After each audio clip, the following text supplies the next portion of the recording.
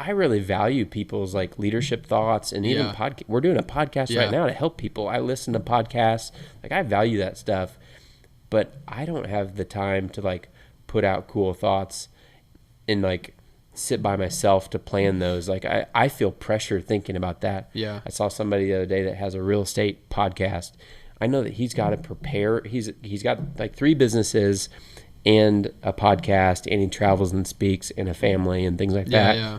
It's like, man, for his podcast to be good, he must spend a lot of time alone to prepare. And I was like, well, how did he have time to do his business? And you just start like putting yourself in somebody else's shoes, and you're lost at that point. You're still trying to live somebody else's life. Right. Why do I don't need to worry about that guy, how he prepares for his podcast. And I just need to be free in my own heart. And what's God calling me to? Welcome to the Indy Young Professionals Podcast, where we help 18 to 29-year-olds be great adults.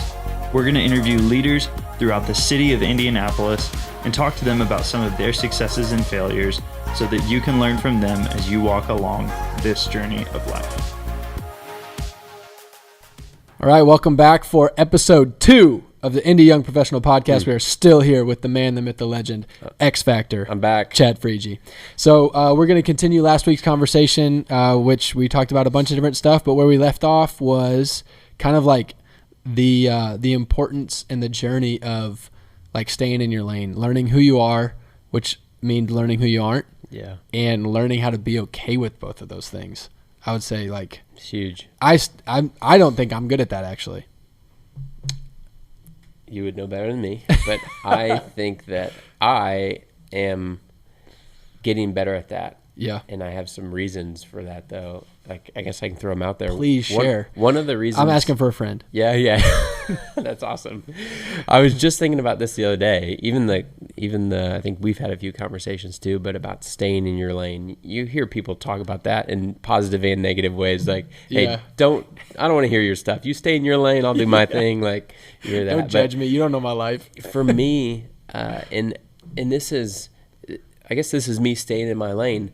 I'm not on social media. Yeah. And like, I'm on LinkedIn, but I'm not doing the LinkedIn game. But I don't believe social media is wrong. I don't believe LinkedIn's wrong. Right. But for me, staying in my lane, I think I could get caught up in a lot of that stuff. And I do get caught up even when I log into LinkedIn. And this happened the other day. I logged in to like message somebody back that had messaged me, and you automatically see your feed. You see this person promoted, this person's work anniversary, this person is now sitting on the board of this thing. You're like, wait, they're my age. How are they on the board of something? I'm better than that person. How did they do that? You start having all these thoughts, and it like without fail, every time I just click off of it, I'm like, wow, this isn't why. Like, this is why I'm not on social media. Right. And then my next thought is, this happens to most people most days though. And it's like the fear of God sits, like I just picture people opening up their smartphone on Instagram and doing the same thing I just did, but like on the daily of like, I'm not good enough. Like I'll never amount to anything. Or they do something cool and then they log in and somebody else did something better. And that part of social media isn't healthy. There's a lot of healthy things about LinkedIn and social media. It's awesome. But gosh, if we can learn to not like compare ourselves and not just have all that noise around us. And for me, like I've got 4 going on 5 kids, a wife, a business, an awesome church, like friends. Like my life is pretty full. Right. Like how much time do I really have to look at other people's lives who I don't even know? Spend a lot of time sitting by myself to figure out what my next post is going to sound like. Or like, because that's the other thing with LinkedIn. I really value people's like leadership thoughts and even we're doing a podcast right now to help people. I listen to podcasts. Like I value that stuff, but I don't have the time to like put out cool thoughts and like sit by myself to plan those. Like I feel pressure thinking about that. Yeah. I saw somebody the other day that has a real estate podcast. I know that he's got to prepare. He's got like 3 businesses and a podcast, and he travels and speaks, and a family and things like that. Yeah. It's like, man, for his podcast to be good, he must spend a lot of time alone to prepare. And I was like, well, how did he have time to do his business? And you just start like putting yourself in somebody else's shoes, and you're lost at that point. You're still trying to live somebody else's life. Right. Why do I don't need to worry about that guy, how he prepares for his podcast. And I just need to be free in my own heart. And what's God calling me to? Yeah. So like, what are maybe as you look back, what are sort of some, I mean, milestone moments makes it sound pretty dramatic, so it could be huge or small, but just some things maybe that stick out in your mind, because there's a lot of things that I know, at least for me, that'll make me chase something that's not in my lane, whatever that means. Like, it could be, somebody, mainly it's like I look at somebody else who has something I don't have. And there's kind of like, there's the dissatisfaction thing and the whatever. Like, sure, that's one thing that can drive your chase. Yeah. Like, man, I really need a better car or a better whatever. Yeah. Like, and some of that's good too. It's like, okay, great. So maybe that's your thing. Is like, I need XYZ thing to be happy, and that's why I'm chasing. And that person has it or whatever. Like, anyways, like a lot of those things can drive you. And like maybe there's a lane that's like, there's sort of the lane of stuff that drives you that it's kind of like, meh, it's not really a good reason. Yeah, like, exactly. We kind of all know, like, we still think a car is going to make us happy, but I bet, like, if you ask most people on the street, they're like, I know the right answer is it's not going to, but I really think it will, so I'm going to go for it. I know I can be there on big things or little things. My point is, that's kind of one lane. Like, just the stuff or the things or the whatever, just the stuff you want, which, like, whatever is good or bad or neutral or anything. The other lane, I think, is all good stuff. And I know that can be something that's really challenging for me, is somebody who, whether in their character or their life and the way they live it, their activity, the way they spend their time and energy, whatever, like, they're doing a great thing that I'm not doing. Yeah. Or they're able to do something that I'm not able to do. And that can make me loop on, like, I feel like it's an easier trap to fall into. Yeah, usually. Like, okay, to be a good person, you always have to do all the good things possible, type of a deal. Yeah. When it's like, okay, sounds great, but also sounds impossible. Yeah. Anyways, what? I think it's just and you and I, just as friends, we've had really fun conversations. Like, we've had real talk about this stuff. Like, I've got 4 kids, you've got 2 kids. Right. It doesn't mean God's called you to have 4 kids just because I have 4 kids. Right. But I'm a Christian man, like, I'm following God. Right. That doesn't mean that you following God means that you're supposed to have 4 kids and live here. I think that's what I mean. Is like, this. You can look at, like, you can be dating somebody and you can have a friend who's dating another person, and you can both have good, healthy relationships that are headed in the right direction and do things really differently. Yeah. You and Karis are different in your marriage than me and Heather, because it's different people, different everything. But what I hear, did you hear what Andrew and Heather are doing here? And it's like, it's like, wait, that sounds so good. Oh, Karis, we should be doing this. We should be doing that. Like, or that's like, what God's called us to do. Or the other thing is, like, whenever I think we live, like, in our culture, or at least in my head, maybe our culture is way too broad, but it's like, if you and I are doing something different, one of us is right and one of us is wrong. Yeah. Instead of just being different. And that's where I go back to the LinkedIn game too. When I see people I respect, when I see people that are Christian people, like, that are doing well, and when they're doing certain things that I'm not, automatically it makes me think that I'm lacking or I'm not doing what I'm supposed to be doing. And so it is healthy to go back to God, or, and to evaluate, like, is this passivity in me? Am I not doing something? Am I not pouring out like I should? I think a lot of us do need to ask those questions. Am I not maybe mentoring people like I should, or discipling people, or getting involved here and there? So those are healthy things, but most of the time I'm just looking at all the cool stuff people are doing that look really good and would look good on me too. But, like, it's not in my lane. Like, I don't have to say it in a very Christian way, like, I don't have the grace to do that. Like, God's called me to do something else, or he knows that something else is about to come in my life and I'm going to go a totally different direction, or need this extra time to do this other thing. Or maybe I'll just end up having 5 children and then I won't have time for any of this stuff anyways. That's one way to put it. Yeah. Does that make sense? Yeah, I think so. I mean, yeah, I think it does make sense. And yeah, I just think it's important. Like, what's maybe something that Is there anything that's been hard to realize is not you? And you had to learn to be okay with it. Other than like realizing I'm not cool. Because that's one, like, that's a real thing. Okay, what do you mean? Like, well, like, I just want to know what you have to say about that. Okay, so I'll give you a real talk example. Okay. Like, this is real life, Chad. And the people that are watching the YouTube version of this, I assume this will be on YouTube. Heck yeah, it's going to be on YouTube. So you will notice that well, you probably can't see my khaki pants, but I have a Easy Water shirt on, a blue shirt. I think it looks pretty nice. You look great. But I remember graduating from college, and a couple years into my career, and I was dressing actually pretty nice for work at that point, like khakis and like a button down. But Snazzy. I would see people like with like the khakis and the bat. You know what I'm talking about? Like the people that walk. You're sitting at lunch at McAllister's or wherever, and you see this other young professional come in, and you're like, "Whoa." Yeah. Like he looks really good. Oh, that's what it means to look good. Exactly. Like, oh man, like he must actually be important, you know? He probably makes some real money. Yes, that's usually the thought is totally. Like, wow, he probably just got out of this big business meeting or just got done meeting with a bank. So, am I echoing? Yeah. Anyways, I saw like very early on, like, wait, that would be a good thing. And then I realized, like, that's not me. I think I tried to make it me for a little while.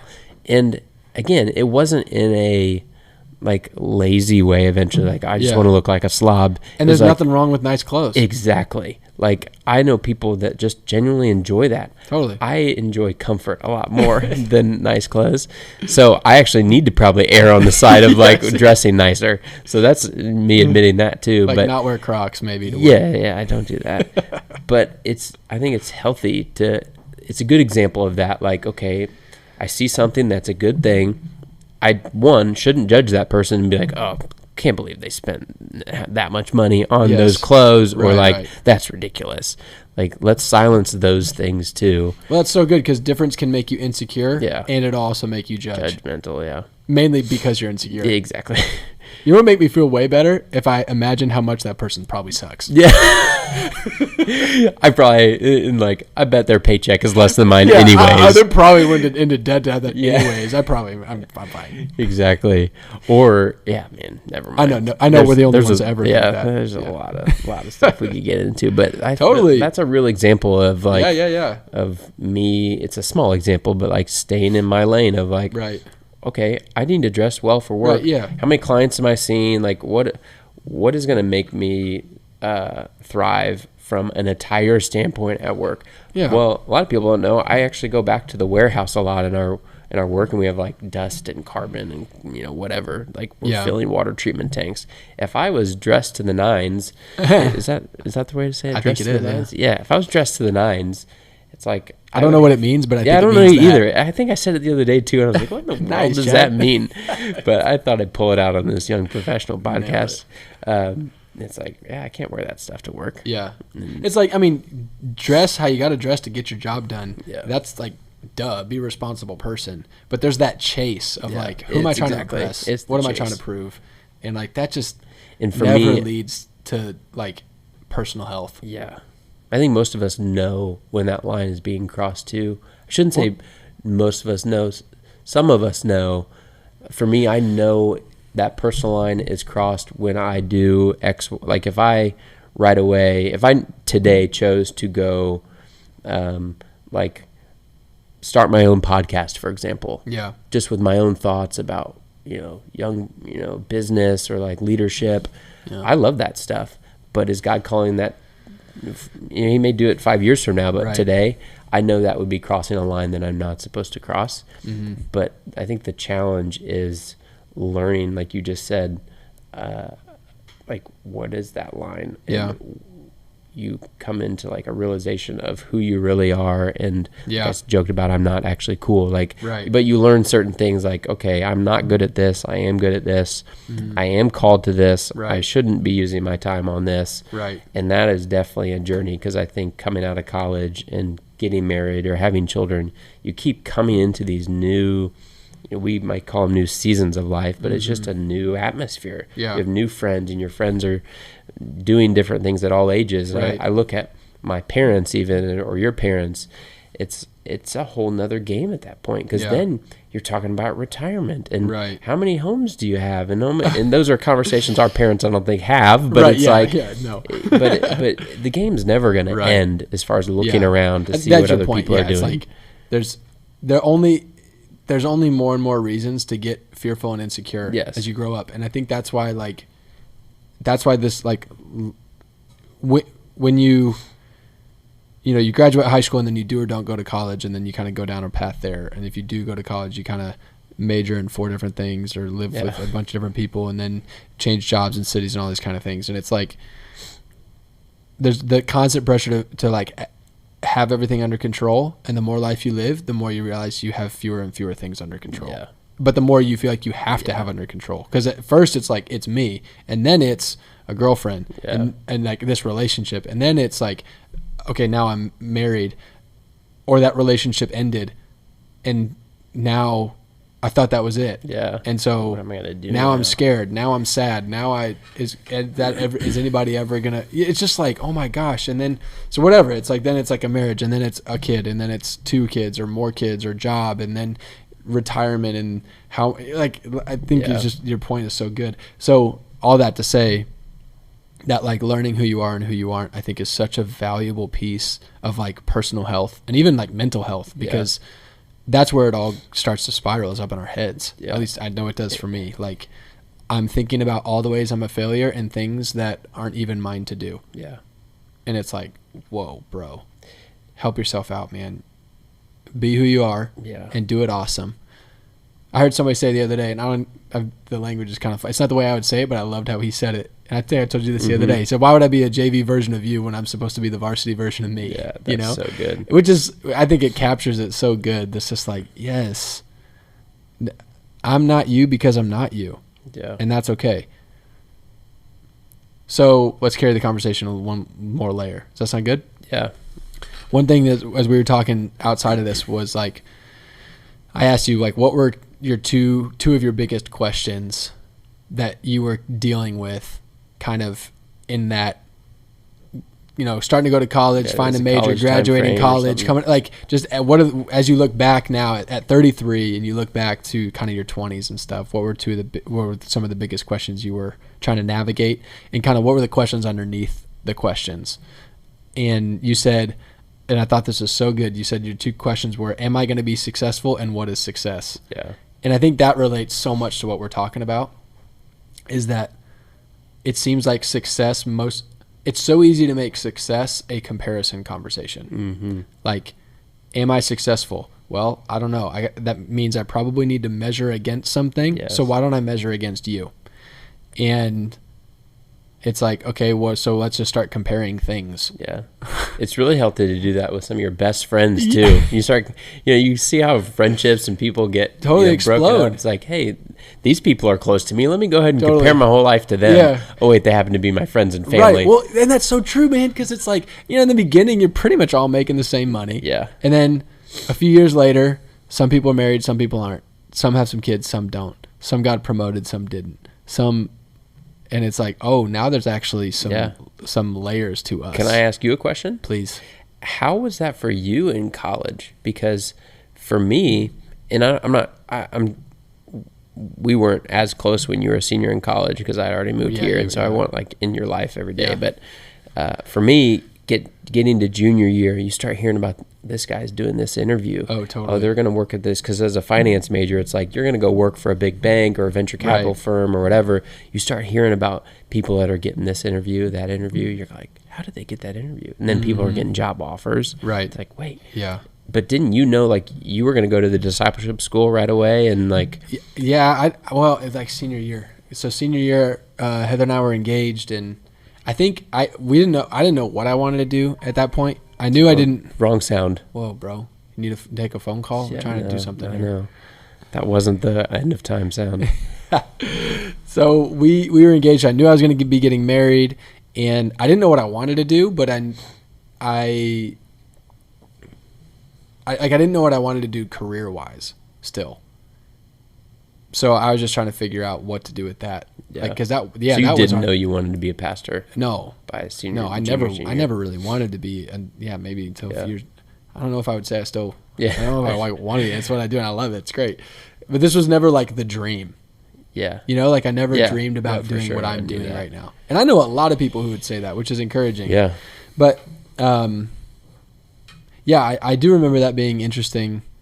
I think as I look back on it now, I think I could still, even when people were doing stuff, what am I trying to say? Everybody was talking about all this stuff. What are you going to do next? Internship, job offer, city, all this stuff. Like everybody's. I think you were more mature than me though, and you looked around too, and were like, "That would be boring." Like to a lot of these, who wants to go do work at a bank? Like you were looking for adventure, like making the most of your life, and I was just like, "How do I make the most money?" And like, "How is this person better than me?" And you weren't worried about that part. You're like, "Oh, let them maybe go I was do that just so stuff." Arrogant. I was like, "I'm already better than them." Yeah, there we go. That could be it too. No, but I think so. I think there was definitely some of that. There was not very many people that were going off to do something that I thought like, dang, I want to do that. Yeah. I didn't know what I wanted to do, but there wasn't much of like, wait, seriously?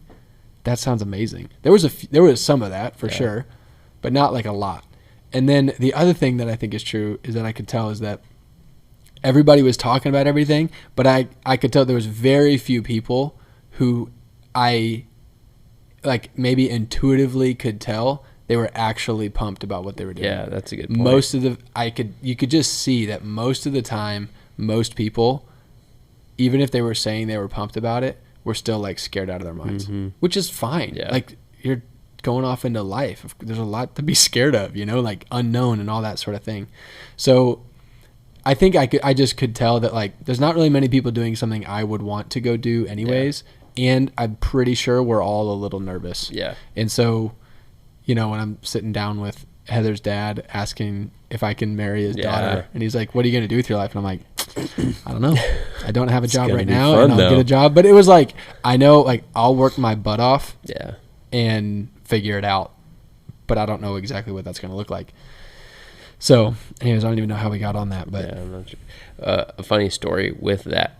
I remember one guy specifically majored in the same thing as I did. He got a job with a huge company in New York and worked that summer. And I remember hearing about it beforehand. All his friends, everyone was talking about how much money he was going to make that summer and like get a job afterwards. So that we come back to school the next year, and I hear about how I asked him how it was, and he made it sound okay. But then I started asking questions, and it turns out like he literally slept under his desk a lot of nights. They would hire, like, at that time, I don't know if Uber was a thing, but he had taxi cab drivers taking him home to sleep, and then he'd have to come back. And so I ended up, like, having this epiphany of doing the math even of the amount of hours he worked versus how much he made. Yeah. I was like, wait a second. Yeah. I made more than him that summer. It's like I worked at, like, a camp or something. Right. And it was like, wow. It's like there's actually a practical example of not to compare yourself to somebody. But it's... I used that, I think, going into my senior year of like, again, just staying in my lane and like, wow, I'm glad I didn't take that internship, or I'm glad I didn't do that. Of like, because when I first heard about it, it was like, oh, I want that. I should have gotten that. Yeah. And then God's like, no. You're talking about that. This has been in the last like 4 years, I would say, something that I've been learning that seems to get underscored time and time again is the simple, like, common sense truth that for whatever reason is so hard to like really think about. You never know the whole story. Yeah. And maybe it's because social media has just gotten so big in the last 10 years. Maybe it's just because I'm grown or whatever. But it's like, dang, the more I live my own life, the more you live more life with more people, the more you realize you never know the whole story. Yeah. Like, not you never. There's very few people. And I'm talking about, like, in my life, even friends that are good friends. Like, I know maybe a lot of the story, but still don't know the whole story behind whatever decision. I mean, like, you and Karis are, like, we're real close. And there's not tons of people outside that circle. You know, there's like, I would say the circle is probably in the universe, probably 10 people big that I could genuinely say, like, I know pretty much the whole story of any moment. Exactly. You know, and obviously not like everything, like what went through your head, but like I've got solid context for any snapshot. Yeah. Maybe that's a good way to say it. Of these 10 people you're saying? Yeah, there's maybe like 10 people. Man, I don't think I even have that. I know, like 10 might be big. But there's millions of people's snapshots who are informing our own snapshots. Every day. And that's crazy. I heard somebody say one time, he said, you got to learn how to not compare your behind the scenes to somebody else's highlight reel. And I was like, dang, I didn't even know that's the world that I was living in. I didn't even know I was doing it. If I knew I was doing it, I would stop. Yeah. Because I'm like, this sucks. Exactly. But we don't even know how much we get sucked into it. And so many questions. Sometimes I know there's so many things that I've stepped into and I'm pumped about this. This is the right thing. This is my lane. Like, I'm going to jump into this.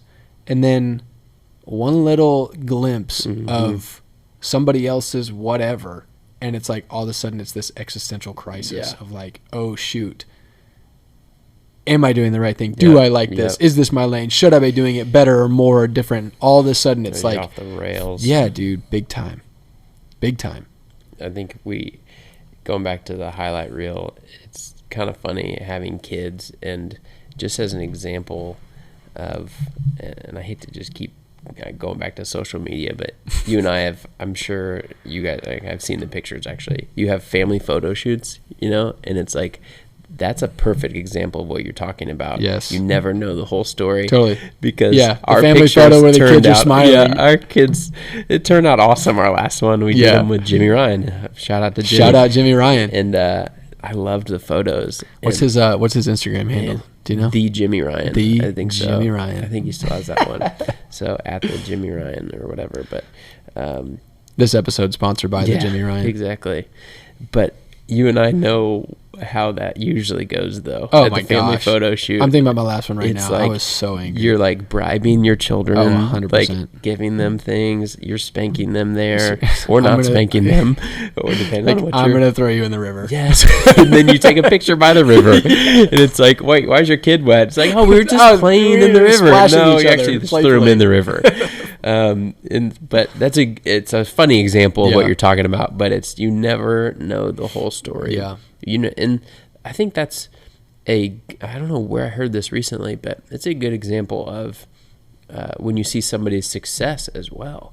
Like how much work they actually put in to get there, what the sacrifices they made. Totally. What, like, even spiritual breakthrough, same thing. Like you hear about churches or people that have successful ministries or bearing a lot of fruit in their life, and then you get with them and you realize they pray for like 4 hours a day, or like they put in like they're just close with whatever. God. Like it doesn't even matter. Like they ran their lane, Exactly. and then whatever happened. So I think that goes into that second question. We've got like 3 minutes left, but am I going to be successful, and what is success? Yeah.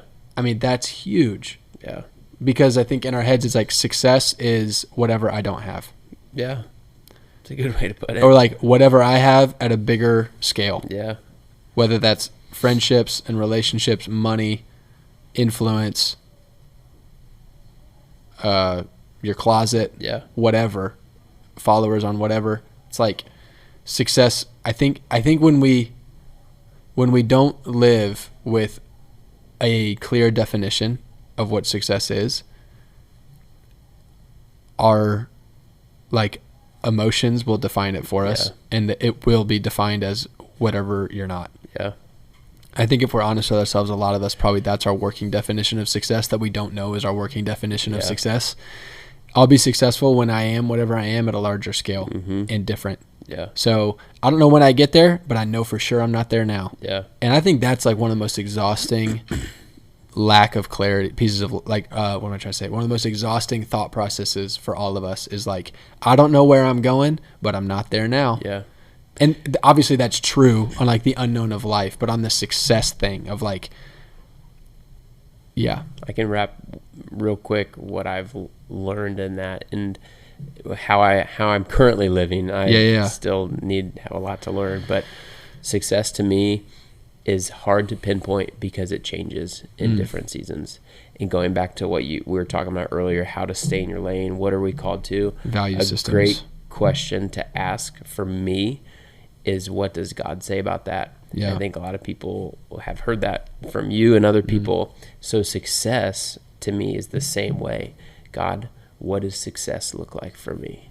Like, what do you say about success? But having to do that in different stages of life. Because right now, success to me is being a great dad and a great husband and having time for my family, but also being a faithful man of God, like at work. And like success may look different in a different season. I may not, like right now I'm getting to work earlier than I usually do.